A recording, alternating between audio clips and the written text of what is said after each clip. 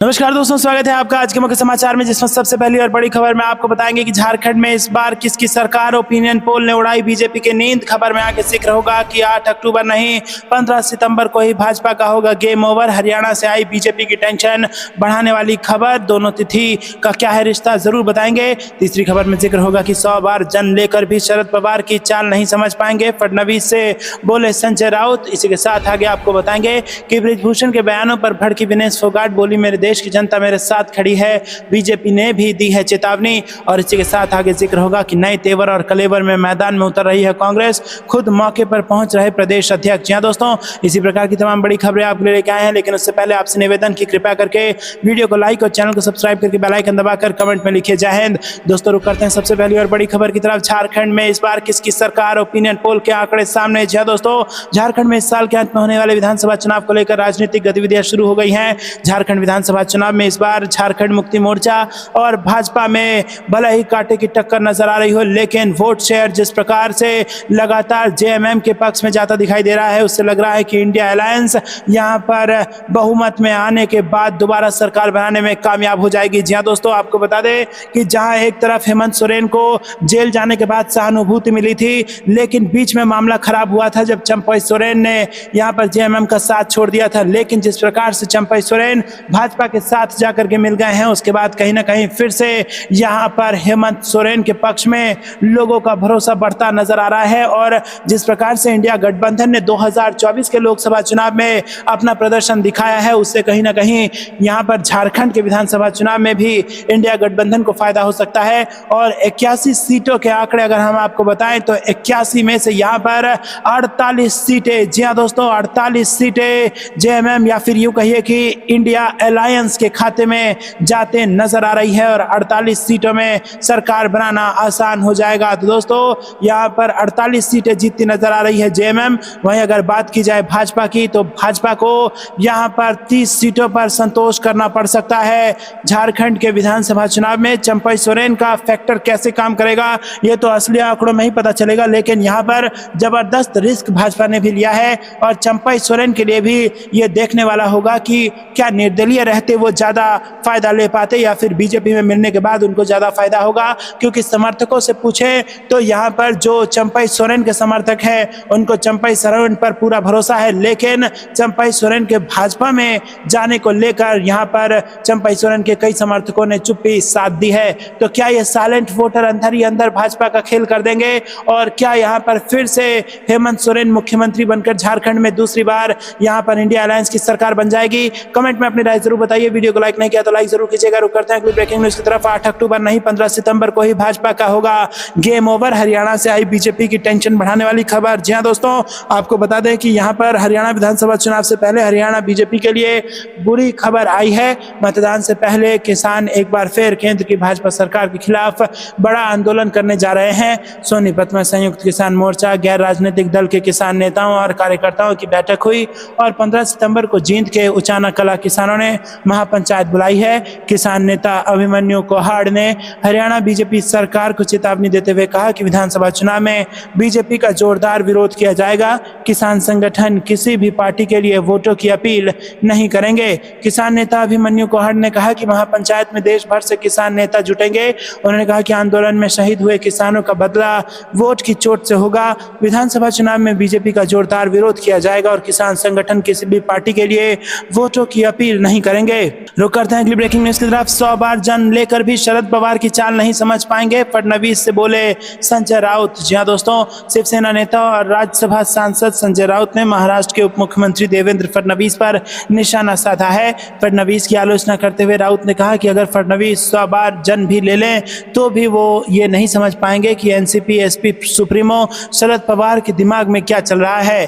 दोस्तों, राउत की ये टिप्पणी फडणवीस के उस दावे पर आई है जिसमें उन्होंने कहा था कि शरद पवार ने राज्य विधानसभा चुनाव से पहले मुख्यमंत्री पद के लिए 3 से 4 नामों को चुना था, लेकिन उनमें से उद्धव ठाकरे का नाम नहीं था। वहीं दोस्तों, आपको बता दें कि यहाँ पर ये बड़ी खबर महाराष्ट्र के विधानसभा चुनाव से आ रही है और यहाँ पर संजय राउत ने बड़ा बयान फडणवीस को लेकर के दे दिया है। दोस्तों रुक करते हैं अगली ब्रेकिंग न्यूज की तरफ। बृजभूषण के बयानों पर भड़की विनेश फोगाट, बोली मेरे देश की जनता मेरे साथ खड़ी, बीजेपी ने भी दी है चेतावनी। जी हां दोस्तों, जुलाना विधानसभा विधानसभा सीट से कांग्रेस प्रत्याशी विनेश फोगाट ने डब्ल्यूएफआई के पूर्व अध्यक्ष बृजभूषण के बयानों पर जमकर पलटवार किया।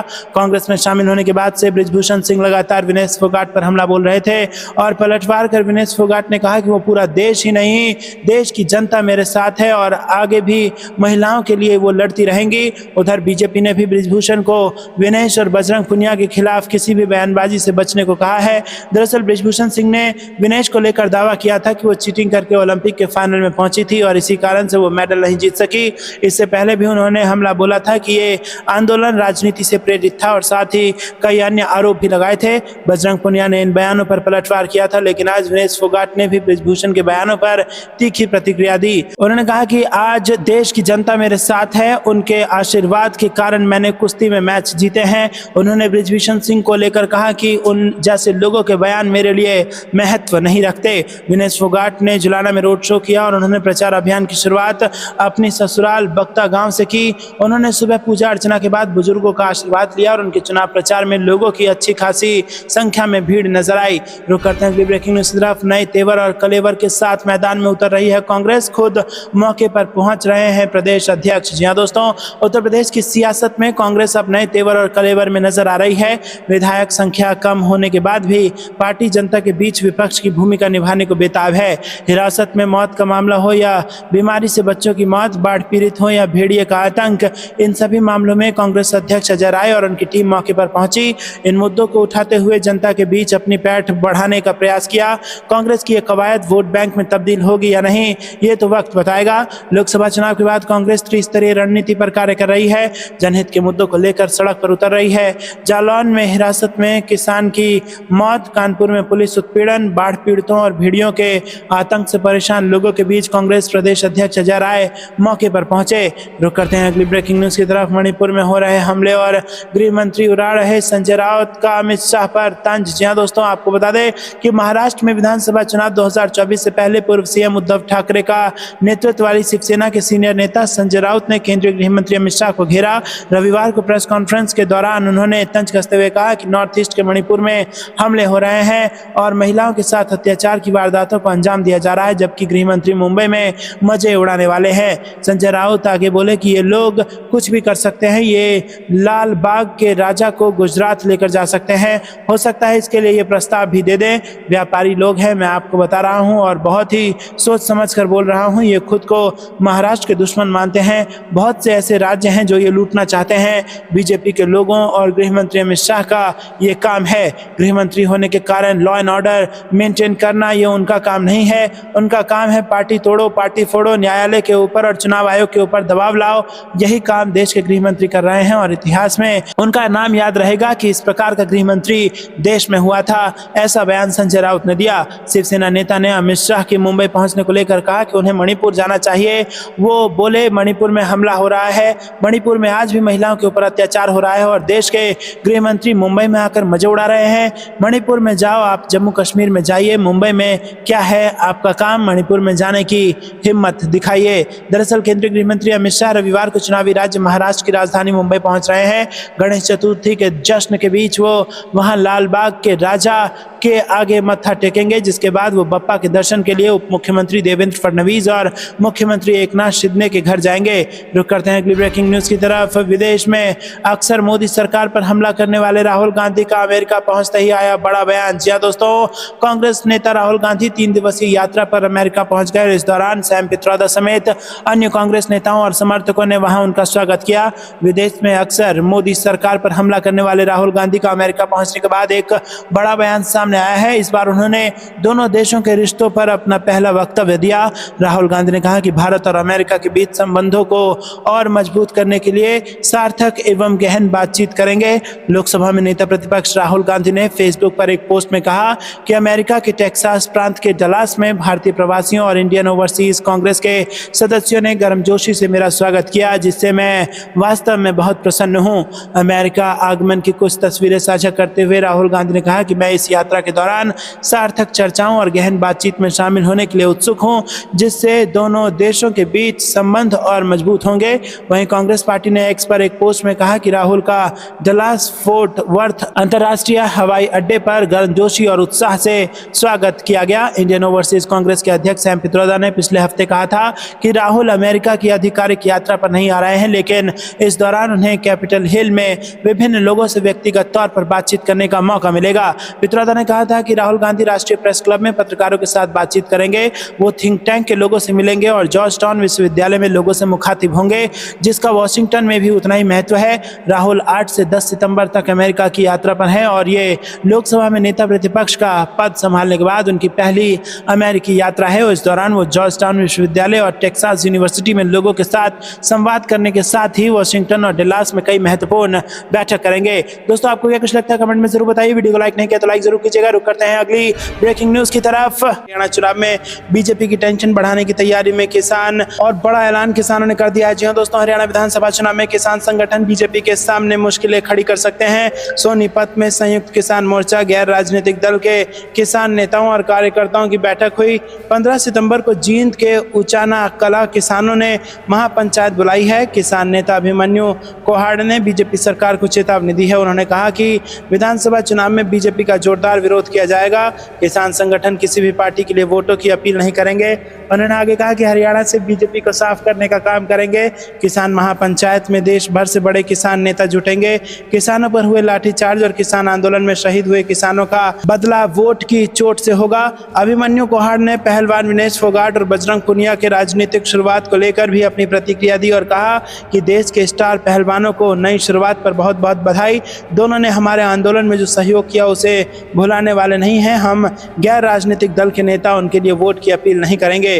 दोस्तों, आपको बता दें कि यहाँ पर बड़ी खबर आ रही है। इससे पहले अभिमन्यु कोहाड़ ने सोशल मीडिया प्लेटफॉर्म एक्स पर लिखा कि मन में एक सवाल है कि राजनीति में ऐसा क्या रस है जिसके सामने समाज का समर्थन, स्नेह और आशीर्वाद फीके पड़ जाते हैं। रुक करते हैं अगली ब्रेकिंग न्यूज की तरफ। जो गलत करता है बीजेपी उसके साथ होती है, बृजभूषण को कांग्रेस नेता पवन खेड़ा का तीखा जवाब। जी हां दोस्तों, पहलवान विनेश फोगाट और बजरंग पुनिया की कांग्रेस में एंट्री के बाद हरियाणा विधानसभा चुनाव में जोरदार तड़का लग गया है। बीजेपी और कांग्रेस खुलकर आमने सामने आ गए हैं और सियासी अखाड़े में जुबानी जंग तेज हो गई है। इस बीच विनेश फोगाट और बजरंग पुनिया को लेकर पूर्व WFI अध्यक्ष और बीजेपी नेता बृजभूषण शरण सिंह के बयान पर कांग्रेस नेता पवन खेड़ा ने तीखी प्रतिक्रिया दी है। उन्होंने कहा कि आज की बात नहीं है, आज़ादी के आंदोलन में भी कांग्रेस अंग्रेजों के खिलाफ लड़ी थी और बीजेपी अंग्रेजों के साथ खड़ी थी। जो गलत करता है बीजेपी उसके साथ होती है और वो बीजेपी के साथ होता है। जिसके साथ गलत होता है कांग्रेस उसके साथ होती है और आवाज़ उठाती है। 6 खिलाड़ियों ने बृजभूषण शरण सिंह के खिलाफ FIR दर्ज करवाई थी। हमें गर्व है कि हम अपनी बेटियों के साथ खड़े हैं, खड़े थे और खड़े रहेंगे।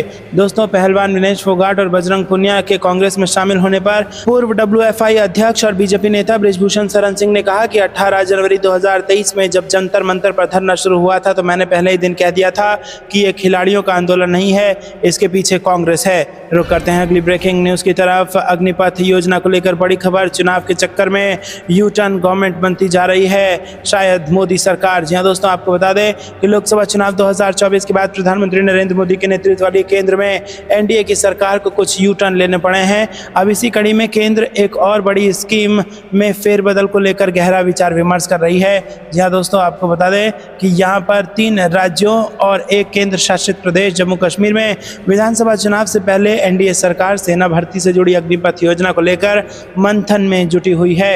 Media house India today group को डिफेंस सेक्टर से जुड़े सूत्रों ने बताया कि केंद्र सरकार अब अग्निवीरों की संख्या बढ़ाने और उनके वेतन के साथ पात्रता में बदलाव को लेकर विचार विमर्श कर रही है। अग्निपथ स्कीम में मौजूदा व्यवस्था के तहत फिलहाल 25% अग्निवीर ही स्थायी किए जाते हैं और यही वजह है कि योजना से जुड़े इस रिटेंशन फार्मूला का बड़े स्तर पर देश में खास विरोध देखने को मिला। सूत्रों के मुताबिक भर्ती से जुड़ी योजना के विरोध के कारण केंद्र सरकार अब 25% के आंकड़े को बढ़ाकर 50% करने का मन बना रही है। अगर ऐसा हो गया तब तो ज़्यादातर अग्निवीर सेवा में परमानेंट हो पाएंगे। दोस्तों, आपको बता दें कि ये भी बताया गया है कि अग्निवीरों के एंटाइटलमेंट और एम्यूलिमेंट्स में भी बदलाव को लेकर सोच विचार जारी है। स्ट्रक्चर और बेनिफिट बेहतर किए जा सकते हैं, हालांकि ऐसा कब होगा ये भी साफ नहीं है। संभावित फेरबदल को लेकर सूत्रों ने जानकारी दी है कि अग्निपथ योजना से जुड़े बदलावों को लागू करने में देरी हो सकती है, पर फीडबैक के हिसाब से स्कीम को बेहतर बनाने के लिए कदम जरूर उठाए जाएंगे। रोचक बात है कि 4 जून 2024 को आम चुनाव के नतीजों के बाद 13 जून को खबर आई थी की सचिवों का समूह अग्निपथ योजना की समीक्षा कर रहा है और वो इसे और आकर्षक बनाने की तैयारी में है। दोस्तों, रुक करते हैं अगली ब्रेकिंग न्यूज़ की तरफ। भारत जोड़ो यात्रा की दूसरी वर्षगांठ पर बोले राहुल गांधी, बहुत कुछ सीखने को मिला, अभी भी हमारा वही मिशन है। जी हाँ दोस्तों, आपको बता दें कि कांग्रेस की भारत जोड़ो यात्रा के दूसरे सालगिरह पर लोकसभा में विपक्ष नेता राहुल गांधी ने कहा कि इस यात्रा ने साबित कर दिया कि भारतीय स्वाभाविक रूप से प्रेम करने वाले लोग हैं। और उन्होंने कहा कि हमारा मिशन ये था कि देश के हर कोने में प्यार की आवाज़ सुनाई दे। राहुल गांधी ने एक्स पर ट्वीट करते हुए बताया कि भारत जोड़ो यात्रा ने मुझे मौन की सुंदरता सिखाई। भीड़ की जयकारों और नारों के बीच मैंने शोर को दूर करने और अपने बगल वाले व्यक्ति पर पूरी तरह से ध्यान केंद्रित करने की शक्ति की खोज की। उन 145 दिनों में और उसके बाद के 2 वर्षों में मैंने विविध पृष्ठभूमि के हजारों भारतीयों की बात सुनी। प्रत्येक आवाज़ में ज्ञान था जिसने मुझे कुछ नया सिखाया और प्रत्येक ने हमारी प्यारी भारत माता का प्रतिनिधित्व किया है। और उन्होंने कहा कि यात्रा ने साबित कर दिया कि भारत स्वाभाविक रूप से भारतीय जो हैं वो प्रेम करने वाले लोग हैं। वहीं दोस्तों, उन्होंने आगे लिखा कि जब मैंने ये यात्रा शुरू की थी तो मैंने कहा था कि प्यार नफरत को जीतेगा और उम्मीद डर को हराएगी। आज हमारा मिशन वही है, ये सुनिश्चित करना कि भारत माता की आवाज़, प्यार की आवाज़ हमारे प्यारे देश के हर कोने में सुनाई दे। बता दें कि राहुल गांधी ने 7 सितंबर 2022 को कन्याकुमारी से भारत जोड़ो यात्रा की शुरुआत की थी और 145 दिनों की इस महत्वाकांक्षी यात्रा का समापन 30 जनवरी 2023 को श्रीनगर में हुआ था। इस यात्रा के दौरान राहुल गांधी ने 12 जनसभाओं, 100 से अधिक नुक्कड़ सभाओं और 13 प्रेस कॉन्फ्रेंस को संबोधित किया। उन्होंने 275 से अधिक नियोजित पैदल बातचीत और 100 से अधिक बैठकें की। 4000 किलोमीटर से अधिक की दूरी तय करके राहुल गांधी ने अपने समर्थकों और आलोचकों का ध्यान आकर्षित किया। इस यात्रा में विभिन्न क्षेत्रों के लोगों ने भाग लिया, जिनमें फिल्म और टीवी हस्तियां जैसे कमल हसन, पूजा भट्ट, रिया सेन, स्वरा भास्कर, रश्मि देसाई, आकांक्षा पुरी और अमोल पालेकर शामिल थे। इसके अलावा लेखकों और सैन्य दिग्गजों, जिनमें पूर्वी सेना प्रमुख जनरल सेवानिवृत्त दीपक कपूर और पूर्व नौसेना प्रमुख एडमिरल सेवानिवृत्त एल रामदास और आरबीआई के पूर्व गवर्नर रघुराम राजन और पूर्व वित्त सचिव अरविंद मायाराम जैसे प्रख्यात लोग भी इस यात्रा में शामिल हुए। राष्ट्रवादी कांग्रेस पार्टी नेता सुप्रिया सुले, नेशनल कॉन्फ्रेंस के फारूक अब्दुल्ला और उमर अब्दुल्ला, पीपुल्स डेमोक्रेटिक पार्टी की महबूबा मुफ्ती, शिवसेना यूबीटी नेताओं आदित्य ठाकरे, प्रियंका चतुर्वेदी और संजय राउत जैसे विपक्षी नेताओं ने भी इस यात्रा के दौरान राहुल गांधी के साथ कदम ताल किया। तो दोस्तों, जबरदस्त रही राहुल गांधी की भारत जोड़ो न्याय यात्रा और इसी के साथ उन्होंने जो एक्सपीरियंस किया उसको साझा किया है और कहा है कि आज भी हमारा जो मिशन है वो वही है। रुक करते हैं अगली ब्रेकिंग न्यूज़ की तरफ। क्या चुनाव से पहले बिखर जाएगा महायुति? अब लाड़की बहन योजना पर शिंदे और अजीत पवार आमने सामने। जी हाँ दोस्तों, महाराष्ट्र के विधानसभा चुनाव से पहले ही राजनीति चरम पर है। एक और जहां विपक्षी गठबंधन महाविकास अघाड़ी चुनाव को लेकर रणनीति बनाने में जुटी है, तो वहीं दूसरी ओर सरकार चला रही महायुति में दरार पड़ती दिख रही है। दरअसल राज्य में लाड़की बहन योजना को लेकर सीएम शिंदे और अजीत पवार की पार्टी आमने सामने है। शिवसेना के एक मंत्री ने इस योजना के विज्ञापन से सीएम एकनाथ शिंदे का चेहरा हटाने को लेकर अजीत पवार गुट पर नाराजगी जताई है। अब योजना का क्रेडिट लेने की होड़ मचने के बाद उप मुख्यमंत्री देवेंद्र फडणवीस को प्रचार के लिए एसओपी तक लाना पड़ा। बता दें कि कुछ दिन पहले ही लाड़की बहन योजना के शुरू होने के बाद ही एनसीपी ने कई शहरों में अजीत दादा लाड़की बहन योजना के नाम से पोस्टर लगाए थे और इसके बाद बारामती में ऐसे पोस्टर लगे जिसमें अजीत पवार का नाम ही नहीं था, जिस पर सियासत अब गर्म हो गई है। जब कैबिनेट की मीटिंग हुई तो शिवसेना मंत्री शंभुराज देसाई ने एनसीपी को घेरते हुए पूछा कि आखिर पोस्टर से सीएम का नाम क्यों गायब हुआ। देसाई ने कहा कि जब उनकी पार्टी प्रचार करती है तो उसमें दोनों उप मुख्यमंत्रियों के नाम होते हैं, लेकिन जब एनसीपी की बारी आई तो उन्होंने सीएम शब्द ही हटा दिया। इस पर एनसीपी ने जवाब दिया कि बजट पेश होने के बाद शिंदे के प्रचार में हर जगह पोस्टर लगे थे जिस पर किसी ने कुछ नहीं कहा, लेकिन अगर अब केवल नाम छोटा करने के लिए सीएम नहीं लिखा गया तो इस पर आपत्ति क्यों हो रही है। दोस्तों, दोनों पार्टियों के नेताओं में बहस होने के बाद देवेंद्र फडणवीस ने बीच बचाव किया। फडणवीस ने इस योजना के प्रचार के लिए एसओपी जारी करने का प्रस्ताव लाया और अब पूरे राज्य में एक तरह के विज्ञापन चलेंगे। बता दें कि लाड़की बहन योजना के तहत राज्य की योग्य महिलाओं को हर महीने 1500 रुपये के आर्थिक सहायता के रूप में दिए जाते हैं और इसी योजना को लेकर अब यहाँ पर घमासान की स्थिति है और महायुति कितना टिकेगा या बिखर जाएगा, इसको लेकर भी सवाल उठने लगे हैं। आपको क्या कुछ लगता है कमेंट में जरूर बताइए। रुक करते हैं अगली ब्रेकिंग न्यूज़ की तरफ। हमने हर जिले में स्कूल ऑफ एक्सीलेंस शुरू किए थे, शिक्षा पर सरकार का ध्यान नहीं, दिग्विजय सिंह का बयान। जी दोस्तों, एसोसिएशन ऑफ मुस्लिम प्रोफेशनल्स की ओर से शुक्रवार को 8वीं national award for excellence in education 2024 का आयोजन किया गया। भोपाल के रविंद्र भवन में आयोजित इस कार्यक्रम में पूर्व सीएम दिग्विजय सिंह बतौर मुख्य अतिथि शामिल हुए। इस दौरान पूर्व सीएम ने क्वालिटी एजुकेशन पर बात की। दिग्विजय सिंह ने कहा कि किसी भी देश को तरक्की करना है तो शिक्षा और स्वास्थ्य को प्राथमिकता देना चाहिए, क्योंकि भविष्य इस पर निर्भर करता है। आज देख रहे हैं कि एजुकेशन इंस्टीट्यूशंस में पद खाली पड़े हैं, कॉन्ट्रैक्ट पर शिक्षक अपॉइंट किए जा रहे हैं, प्रोफेसर की पोस्ट खाली है। अब जो कॉन्ट्रैक्ट पर है वो क्या पढ़ाएगा, क्या क्वालिटी दे पाएगा। सरकार ने एक्सेस प्रोवाइड कर दिया, लेकिन जब तक उसमें क्वालिटी ऑफ एजुकेशन नहीं आएगा तब तक प्रतियोगिताओं में कहां तक पहुंच पाएगा। दिग्विजय सिंह ने वर्तमान हालातों पर चिंता व्यक्त करते हुए कहा कि आज सरकारी स्कूलों में कोई बच्चे भेजना पसंद नहीं करता। उन्होंने कहा कि जब मैं मुख्यमंत्री था तब बड़ी चुनौती थी कि सरकार बच्चे मेरिट लिस्ट में नहीं आते थे।